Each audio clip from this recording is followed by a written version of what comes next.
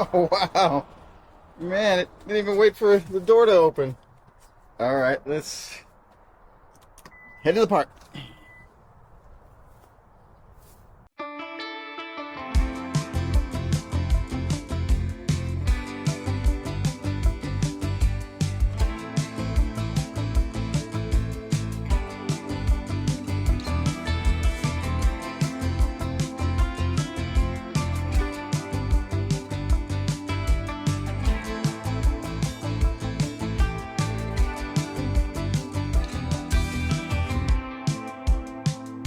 With every heartbeat, you're coming closer, coming closer.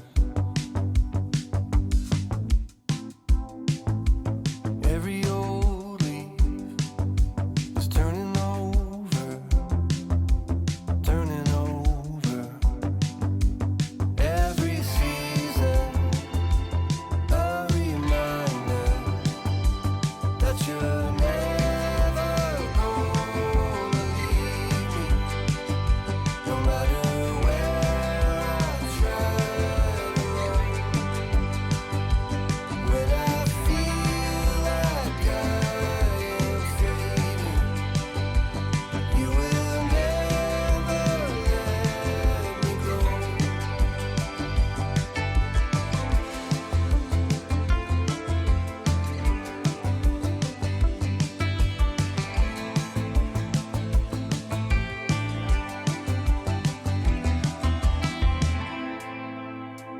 Past every storm cloud, rays of sunlight, rays of sunlight.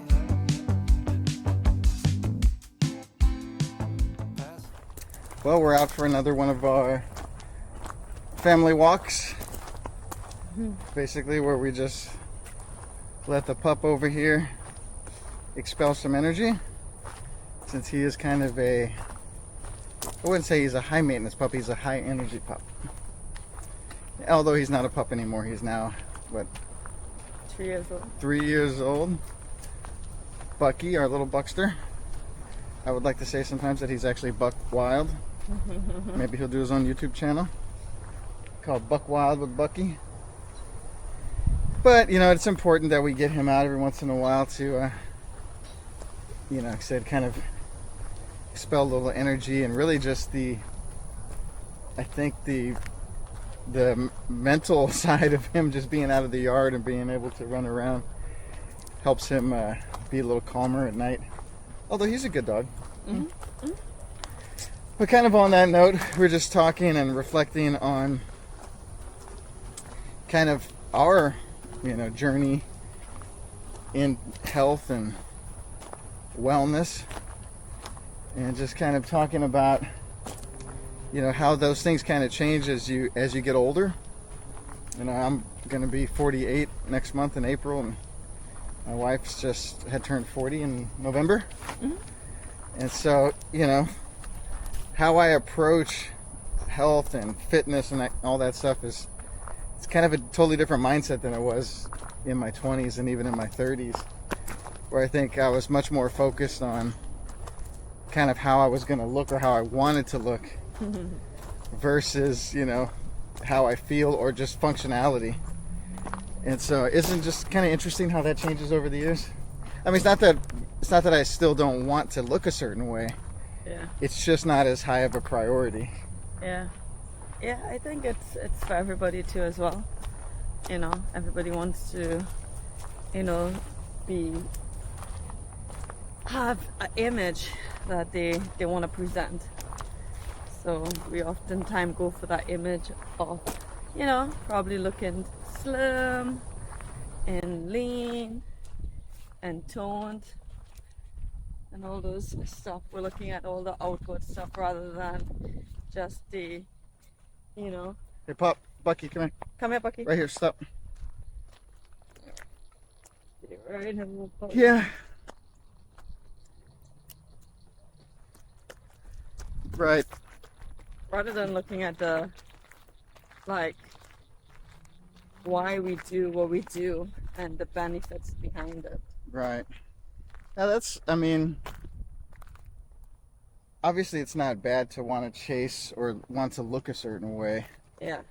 but it's kind of a defeating thing because when we're solely, at least I found when I was solely stuck on looking a certain way, it's like you never hit that goal though. Yeah. It's kind of that moving target. Because I look back at pictures of myself even 10 years ago Uh-huh. when we got married, right before we got married, and I was 165. Mm-hmm. Yeah, and lean. I was working out. I was doing CrossFit, and just for a comparison, I'm about 220 right now, Mm-hmm. and so I was 165ish, and I still thought I was fat at the time. That's crazy. Yeah. Yeah, like I still felt like, man, I wasn't happy with the way that I looked. Right. I look back at pictures and I'm thinking like, wow, there's no way I could fit in those pants or even in the shirts because they were so small. Yeah. And so like it's such a trap sometimes just chasing that image Right. of what you think you're going to look like. So I mean, I'm from America, so you kind of figure Americans grow up with this, Hollywood mindset of looking a certain way. But what about yourself, coming from a small Caribbean island? Yeah. So I never really considered my looks or anything like that. I mean, it wasn't like a big factor to me. Like, really wasn't, like, yeah, it really wasn't. Because, I mean, never had any health issues growing up. And I guess everybody looked the same in my family. We were all skinny and tall. Right. Everybody was, so we didn't really, and then like the really smallest person, I guess we laughed at them, I guess, which would be my oldest sister. She was always she was very, very skinny. Right. But yes, it wasn't something that we looked at. We were just healthy and we got a meal and we were thankful for that, and never had a clue about anything. Yeah. So when you came to the United States, then you started to be exposed to the American way of life. Did you ever get to a spot where you're looking at a certain, person or a certain physique and you're like, man, I really want to look like that? Well, obviously you see you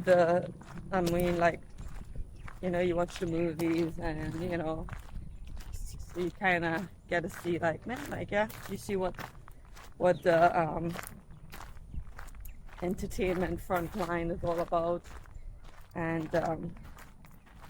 or probably, I think for me would always be like sports.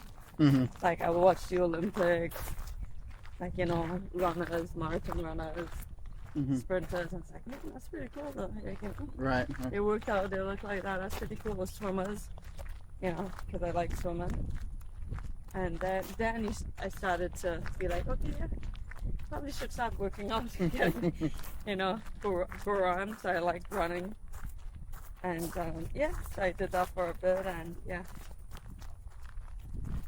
Now, But like you said before, it was just like an image. It Mhm. wasn't for health. right, just wanted to look a certain Yeah. way. Yeah. But I guess you get older and you get a little wiser and realize, okay, now it's for a different purpose. Mm-hmm. To keep those organs functioning and circulating and pumping the Right. the blood, the arteries. You don't want anything clogged. There's a different perspective, because then initially at that time of wanting to look a certain way, you would eat certain things that you probably wouldn't eat at a time, but not without looking at the nutritional values and the facts behind Right. what you're eating and what you're eliminating from the body. Yeah, totally. So now, fast forward, you supplement the body for function,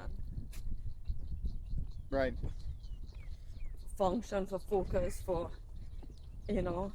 move. So Yeah, I mean, obviously, you going into your 40s, me really gearing up for the 50s, and with a really strong desire to expand our family beyond this little pup over here. We've really got to think kind of for the long term in this. And so I think for the first time in my life, I'm really starting to feel my age, so to speak. I mean, not that I feel old, but you start to realize that, we've got to think more, like you said, more towards functionality, more towards being able to move and lift and just get through everyday life without getting injured, for the long term, because, we want to have children. We want to move forward with our family, and I want to be able to keep up with that. right. And so I think that really is a motivating factor for me. Come on, keep walking. Come on, keep walking. Let's go. Come on, puppy.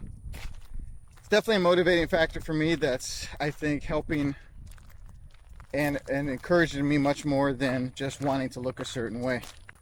But yeah, once again, like I think what really kind of we've really been figuring out is when we personally have a goal that goes beyond just how we look, I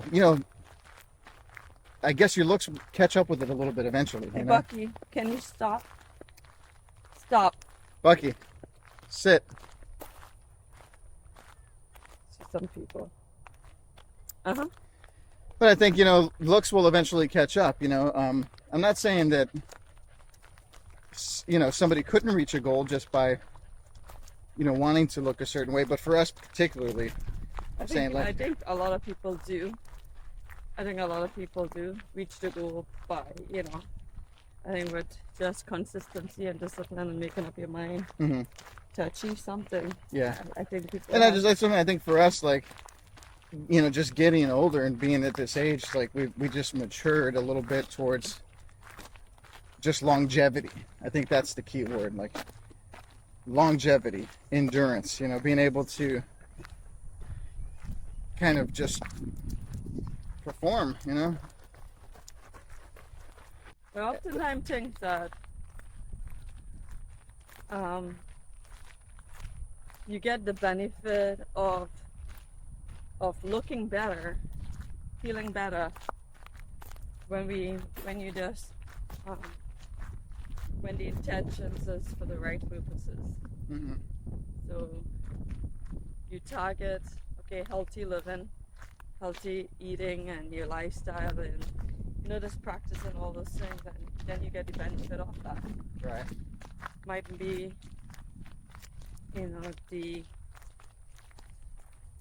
the physique or the look that you're looking for, but you get something much more greater. You get that momentum to keep going, and you kind of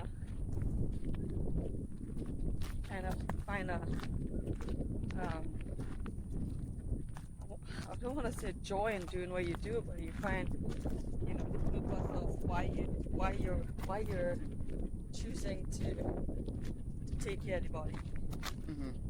Plus, there's a scripture that says that, I believe it's in 1 John or 2 John, and it says, "Beloved, I wish above all things that thou mayest prosper and be in good health, even as thy soul prosper." And even the Lord commands us, encourages us to take care of the body that we have. Right, be in good health. And being good steward of that. It's true. It's just, it's so difficult sometimes just because of the access that we have to so much, pleasure-related food. It's so hard to build that discipline, and I know I'm not the only one. We live in a very obese society, and I think that's it. It's like just really bringing ourselves under control to be able to eat now for longevity, functionality, for health, and being able to minimize the pleasure side of eating Right. which for most people is really why they eat, mostly for pleasure. And so, like, I don't know, I found it really interesting even when we went to visit Trinidad, my wife's country. Now, there are definitely unhealthy people there, and there's a lot of unhealthy options. But for the most part, there's still a very natural kind of feel to the place. You know? People still grow their own stuff. Things aren't as produced there or as modified as we would see here. Like, man, the options are like, what we would consider healthy food here, and people say, well, it's so healthy to eat expensive because you got to buy all this organic stuff, but over there it's kind of normal. Like, everything is organic. Now, they do have a lot of processed foods that really are imported there. But for the most part, if you lived there, you could eat healthy. Like as a normal way of life. So we're here, it's kind of expensive. Most people say it's expensive to eat healthy. And so, what are some practical? Like, what do you think?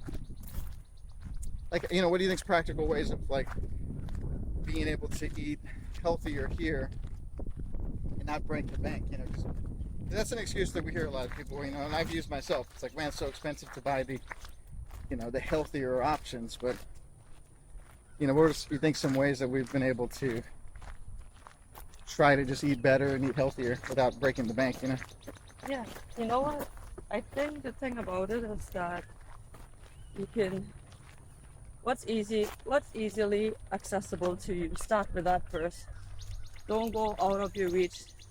Look right within, your local supermarket, farmer's market, and start with that.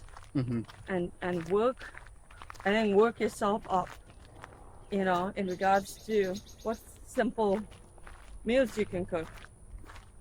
What simple things that you can prepare, like, say, salad, Right. Collard greens. So whatever you have easy access to for your community, do it. Because I know locally here, there's collard greens and okra, sweet potatoes, those stuff like that. Yeah. So whatever you have locally, that's get those first. Work with that first, and don't think about trying to get. You have to have all of these to live a healthy lifestyle. You don't have to have all the expensive organic stuff. Just the basics. And I think it's really too one thing, a practical way we've been, just modifying our diet to be more health conscious is number one, just like centering our meals around protein first. And I feel that's key because, like, if you fill up, there he goes. Oh my god! Wow. Oh boy. Oh. He went chasing after a bunny. Yeah. Yet he's on the leash, so he almost ripped your arm off. Wow. Yep. Silly puppy. Crazy. But anyway, going back to what I was saying, like, to center your meal around protein, I think has been a game changer for us, because protein is where you're going to find all the nutrients that we need to maintain muscle, to build muscle, and then working our way out there from the protein to greens, and then some healthier carb options. And we're probably not flawless with it, but I think when the meal centers around protein, you're going to be fuller, faster. You'll stay fuller longer, and you're probably less likely to overeat all the other things that are on the plate. Coming from a Hispanic culture, I grew up eating a lot of rice, a lot of beans, obviously, a lot of tortillas, and so I kind of got used to all of those things being what filled me first, and the protein kind of minimized in that. And so it's kind of just switching that around has been a big thing for us. And so maybe not as much variety, because like I said, if you're on a budget, or you're really trying to, or you don't like a lot of different meats. There's a lot of people that don't like red meat, or they don't eat pork, stuff like that. It may get boring eating a ton of chicken or fish, but it's going to help you so much to be able to center the meal around protein and learn to minimize the starchy carbs. Mm-hmm. You know, it's not that they're bad. In fact, I don't think I've ever been somebody that's been like a total war against carbs kind of person, but I definitely seen the benefits of a protein first diet. You know, because my goal coming into my 50s is to be able to at least retain the muscle that I have.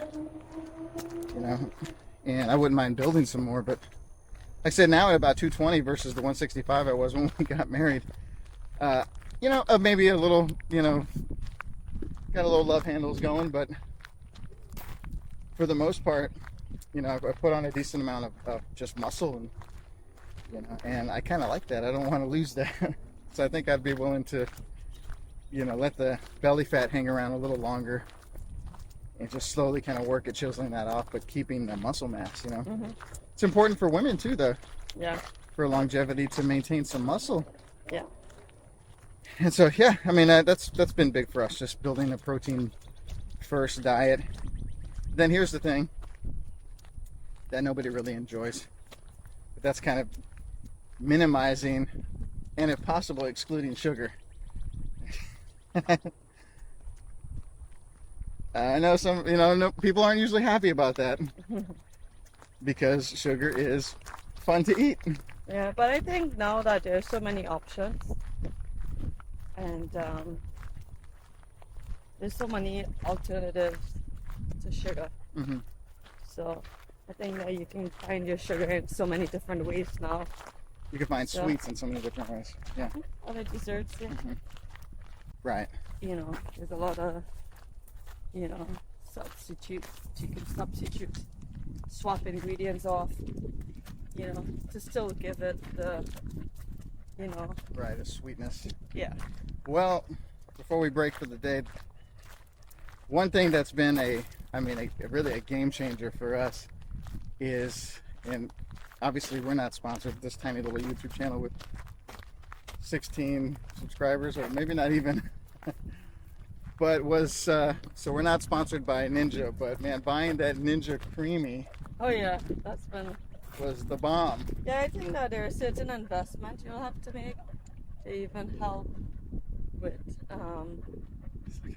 you know, making healthier choices. So yeah, the Ninja Creamery, we are big ice cream fans, Mm-hmm. so that's been a great help in, you know, eliminating all the sugar And so if from regular ice cream. Yeah, if you haven't seen it, the Ninja Creamy is basically a device that it blends up, you know, whatever liquid you freeze into ice cream. Right. And so what we've done is we've taken, you know, I had to use a lactose-free milk because I've got some lactose issues. And then we mix in a protein powder, Mm-hmm.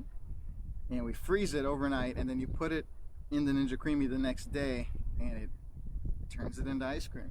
Yeah. And it allows you to mix in stuff, you know, like mix-ins, like say, if you wanted to, chunks of something or pieces of something else to give it, you know, more texture and to give it a different flavor. And so what we've done, I think, to cut the cravings of wanting to have ice cream, which I'm a huge fan of, is use the Creamy with a high protein base, which we'll use, you know, a 30-gram scoop of protein, and then we'll take a tiny bit. I'll take a tiny bit of like an actual brownie that she'll make and freeze, and then I'll mix it into that. And so it's a very, very minute amount of processed sugar in there, as opposed to what I would really like to eat, which is a whole pint of Bluebell.